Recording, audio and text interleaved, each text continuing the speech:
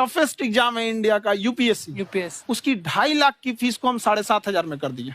और सेम बहुत बढ़िया, वेरी गुड।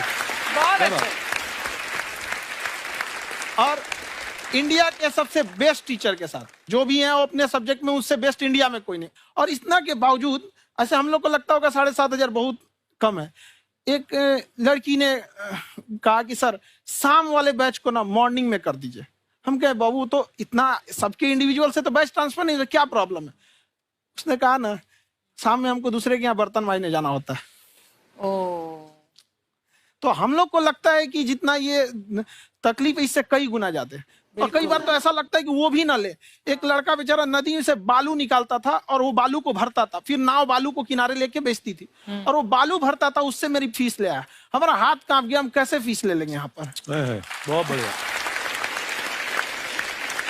उसी दिन हमने ये प्रण लिया था कि भारत का कोई भी बच्चा उसके सफलता में पैसा उसकी बाधा नहीं बनेगी, चाहे उसको जितना भी पढ़ना रहे यहाँ पर। क्या बात।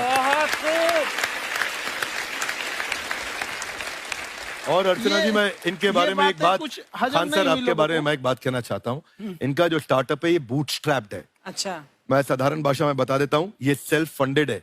इन्होंने अभी तक किसी और से पैसा नहीं लिया है, ये इन्वेस्टर के पैसे से नहीं, इन्होंने खुद इसको बिल्ड किया है। और बल्कि इतना स्ट्रॉन्ग स्टार्टअप है ये कि मैं कहूंगा कि अगर इन्वेस्टर्स को इन्वेस्ट करना हो तो मैं इंडोर्स करता हूँ ऐसे स्टार्टअप्स को। यही सब चीजों को देखते हुए कई लोगों ने धमकी भी दिया था वहां पर। अच्छा। और उसके बाद बम चला दिए और 7-8 बम चला दिए और कुछ ब्लास्ट हुआ। एक बेचारा नया लड़का आया था एडमिशन लेने के लिए, उसकी स्कूटी उड़ा दिया। वो आया था, कहा कि सर हम तो पढ़ने आए थे, हमारा स्कूटी उड़ गया। हमारी ऑफिस उड़ा दिए सब। एक तो पास में आके गिरा और नहीं फटा वो।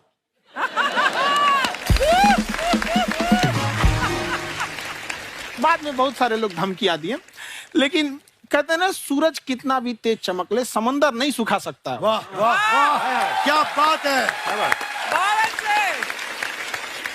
मैम एक्चुअली ये फीस कम करने का एक और रीजन है।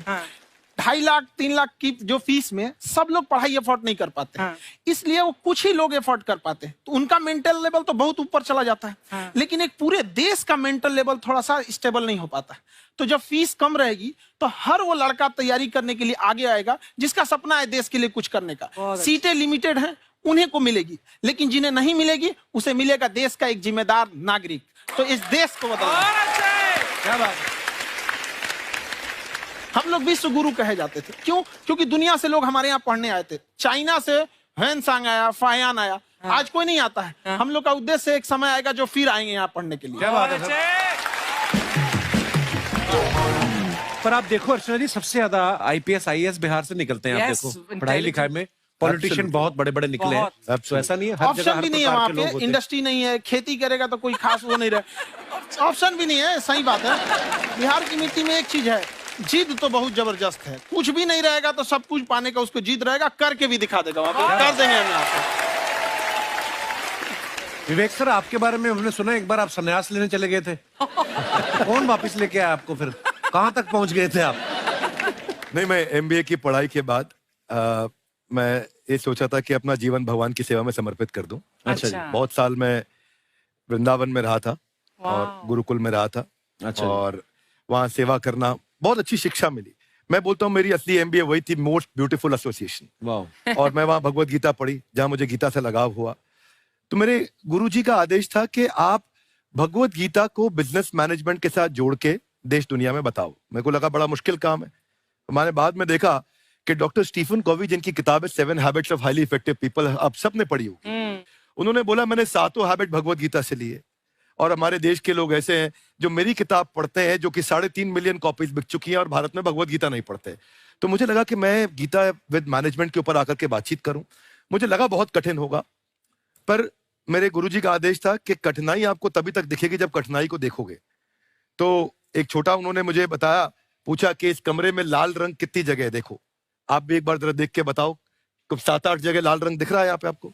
1 ये 2, वो लाल रंग टी शर्ट पे 3 4 5, ये लाल हो गया 6, उधर लाल हो गया 7, एप्पल लाल, बिल्कुल ठीक 7। पर जब आप लाल रंग ढूंढ रहे थे तो क्या आपको हरा रंग दिख रहा था? Yes no? नहीं। जब आप लाल रंग ढूंढ रहे थे तो क्या आपको काला रंग दिख रहा था? Yes no? नहीं। नो। जिंदगी भी ऐसी है, जो ढूंढोगे वही मिलेगा, बाकी कुछ नहीं मिलेगा। तो उन्होंने कहा कि आप इसी सोल्यूशन पे फोकस करो और गीता के मैसेज को पहुंचाओ। तो मैं बिजनेस मैनेजमेंट के प्रोग्राम्स कॉर्पोरेट्स में करने शुरू किए, क्योंकि गीता पहला मोटिवेशनल सेमिनार जो पृथ्वी के इतिहास में कपिल जी हुआ, वो कृष्ण ने दिया था। पहले मोटिवेशनल स्पीकर इस पृथ्वी के इतिहास के कृष्ण थे, जिन्होंने अर्जुन को रणभूमि में मोटिवेट किया था। बड़ी पेशेंस कृष्ण ने अपने लीडरशिप क्वालिटी से दिखाई, वो मुझसे मुझे बड़ा इंस्पायर किया, वो चर्चा ने इंस्पायर किया, और डिस्कशन ने इंस्पायर किया। तो उस डिस्कशन को मैं आज भी लेके चलता हूं अपने साथ। कहां सर, हमने सुना है आप 5 स्टार में रुके थे कल, और नीचे जाके वड़ा पाव खाने गए आप रेडी पे। एक्चुअली क्या है ना कि वहां जो चीजें सीखने को मिलती है ना, खाली पेट और खाली जेब इंसान को जो सिखाते हैं वो किसी यूनिवर्सिटी कॉलेज में नहीं सिखाया जाता। और गरीबी बड़ा बेशरम चीज होती है। तो कहते हैं कि मौत भी तू जल्दी आया कर गरीब के घर में, कफन का पैसा भी खर्च होता है दवाइयां खरीदते खरीदते। हाय हाय हाय, क्या बात है। और खान सर की खासियत ये है कि जिसको तो पढ़ना है, जिसको एजुकेशन चाहिए, वो तो इनका वीडियो देखते हैं। लेकिन वैसे भी कई लोग, जैसे अर्चना जी बात करी थी, कहती मैंने जब देखना शुरू किया तो मैंने बैक टू बैक इतने सारे वीडियोस देखे, क्योंकि आपका जो तरीका जो बोलने में, एक तो इनकी जो टोन है पढ़ाने में, और साथ साथ में जो ह्यूमर आता रहता है, तो उसकी वजह से और भी इंटरेस्टिंग हो जाते हैं आपके वीडियो। शुरुआत में हम लोग जब स्टूडेंट लाइफ में थे, या हम कई स्टूडेंट को भी देखते हैं, वो बेचारे जब थक जाते हैं तो आपका शो देखने लगते हैं। तो शुरू में हमको लगता था जब कि अरे यार हमारी पढ़ाई उसके लिए है, लेकिन पढ़ाई में थक जाता है, शो देख के नहीं थक जाता। तो हमने सोचा दोनों को मिक्स कर देते हैं। तो हमने उसको, और आज आपको पता नहीं हमने भी यही किया है। मिक्स करने। हमारे एजुकेशन सिस्टम में 2 कमी है, एक एजुकेशन की, दूसरा सिस्टम की। आप पटना से हैं ना? हाँ। हमें भी पटना पसंद है। बस कोई पटाने वाला चाहिए।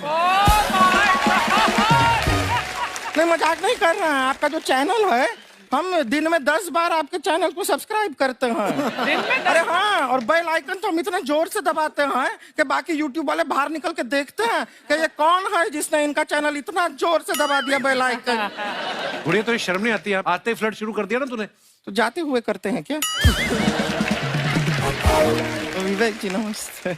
आपसे काम था छोटा सा, कर देंगे आप? ये क्यों करेंगे? नहीं, गुरुजी हमेशा अपने वीडियो में कहते हैं कि विवेक से काम लो, विवेक से काम लो। विवेक मतलब दिमाग से काम लो आप। हाँ, तो विवेक जी अपने दिमाग से ही काम लेंगे। बहुत दिमाग है उनके पास। ये देखिए, जो आदमी, आपको मैं बताइए, जो आदमी बिना फिल्म किए कपिल शर्मा शो में आ गया, कितना दिमाग होगा उसके पास। लेकिन एक बात है जिसकी वजह से हम आप तीनों से नाराज हैं। क्यों? क्या बात? हर चीज में मोटिवेट मोटिवेट मोटिवेट क्या होता है? सच कह रहा है, जब भी ये शब्द सुनते हैं हमें लगता है कोई हमें चिढ़ा रहा है। बदल दीजिए ना, खाली मोटिवेट बोलना ही क्यों जरूरी है? कुछ और कीजिए। रोटी वेट, छोटी वेट, पतली वेट, कुछ भी बोलिए, मोटिवेट हटाइए। तो गुड़िया, तू भी एक्सरसाइज किया कर ना। देख डॉक्टर साहब ने कितना वजन कम किया है, तू भी कर ले। ठीक है, फिर मोटिवेट से ही चला लेंगे। लेकिन मोटिवेशन कोई बुरा बात नहीं है। हमारे दादाजी भी वैसे बहुत मोटिवेट करते थे। हाँ, एक बार तो तालाब में डूब रहे थे हमारे दादाजी। हमारे पास रस्सी भी था, ट्यूब भी था, फिर भी हम अपने दादाजी को बचा नहीं पाए। क्यों? क्योंकि हमने उनकी ओर तिनका फेंका ना, वही कहते थे डूबते को तिनका का सहारा काफी। नहीं लगा सहारा, दादाजी बुड़बुड़ बुड़बुड़ बुड़बुड़। गुड़िया, तू क्या करने आई इधर? अरे हाँ, हम क्या करने आए हैं, एक पूछना था सर, खान सर। ये जो हमारा एक चाचा का लड़का है, उसको क्या है, थोड़ा पढ़ाई में प्रॉब्लम हो रहा है। तो 12वीं का पढ़ाई आप उसको अच्छी तरह करवा के 12वीं पास करवा देंगे आप? करवा देंगे, वेरी गुड, बात कर लेते हैं। हाँ राम सरोवर, देखो हमारा बात हो गया है। ये 10वीं जो तुमसे नहीं दिया जा रहा है वो नहीं देना है।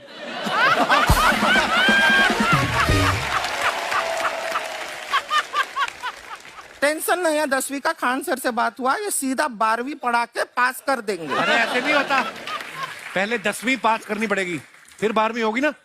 ऐसा कोई जरूरी नहीं है ये सीक्वेंस। हमारे मौसा जी थे, उनसे ना 10वीं हुई ना 12वीं हुई, अभी 3 दिन पहले सीधा उनकी 13वीं हुई। एक्चुअली क्या है, पढ़ाई लिखाई का हमको बहुत ज्यादा नॉलेज है नहीं। गांव में पढ़े हैं ना सर, स्कूल कहाँ होते थे अर्चना जी, गांव में स्कूल नहीं था, पेड़ के नीचे पढ़ते थे हम। यहाँ तक कि हमारे पास ब्लैक बोर्ड भी नहीं था। हमारे मोहल्ले की जो भैंसिया थी उसको खड़ा करके टीचर उसके ऊपर लिख के पढ़ाती थी। मजाक नहीं कर रहे हैं। और आप तो समझ रहे हैं, अभी ब्लैक बोर्ड की एक अटैच डस्टर था बैक बोर्ड का, समझ रहे हैं ऐसा, वो पीछे से आता था, लिखा हुआ मिटाता था और चला जाता था। ये तो कुछ भी नहीं है। एक बार क्या हुआ, हमारा स्कूल शुरू हुआ, शुरू होते ही 2 महीने के लिए छुट्टियां हो गई। क्यों? ब्लैक बोर्ड ने बछड़ा दिया था ना। तो वैसे आप लोग ना इतने ज्ञानी हैं, सब कुछ जानते हैं। आपसे एक टेक्निकल सवाल पूछे। एक बार ना 4 दोस्त थे, 4 दोस्त, साम दाम दंड भेद। वो डिसाइड करते हैं कि चलो एक गेम खेलते हैं, तो टीम्स बनाते हैं। तो साम दाम ने एक टीम बनाया। इस पे भेद को बहुत गुस्सा आया। पता है क्यों? क्यों? क्योंकि भेद को दंड मिलाना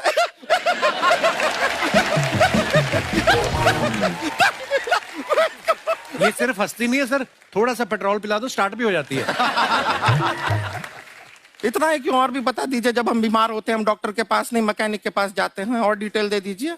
ऐसा कुछ नहीं है सर, ये बोलते हैं खाली।